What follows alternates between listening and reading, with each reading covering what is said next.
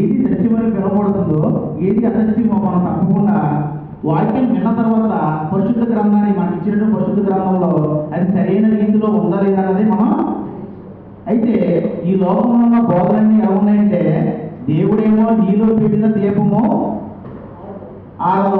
ఈ దీపమే నాకు ఇంపార్టెంట్, ఈ ఆత్మే నాకు ఇంపార్టెంట్, చాలా ప్రాముఖ్యమైనదని చెప్తున్నాడు దేవుడు. మనమేమో ఈ లోకానికి వచ్చిన తర్వాత నాకు ఈ శరీరం చాలా ప్రాముఖ్యమైంది, ఈ శరీరం కోసం నేను ఏదైనా చేస్తాను, ఈ శరీరం కోసం నేను ఎంతైనా కష్టపడతాను, ఈ శరీరం కోసం నేను ఎవరితోనైనా గొడవ పడతాను, ఈ శరీరం కోసం నేను ఎంతైనా చేస్తానని చెప్పేసి రకరకాలుగా మనిషి ఆలోచిస్తున్నాడు. కానీ దేవుడు చెప్తున్నాడంటే నీలో ఉన్న ఆత్మ ఆదములు స్టార్టింగ్ ప్రారంభంలోనే మొట్టమొదటి నాసిక రంధ్రాల్లో ఊదగా నరుడమేడు జీవాత్మేడు అన్నమాట.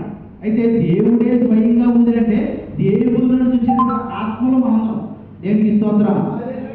అయితే ఈ యొక్క ఆత్మల్ని మీరు కాపాడండి, ఈ ఆత్మ మీరు చాలా జాగ్రత్తగా చూసుకోండి అని చెప్పి తండ్రి దేవుడు చెప్పాడంటే ఈ యొక్క శరీరాన్ని మనకు అమర్చి పంపించాడు అన్నమాట.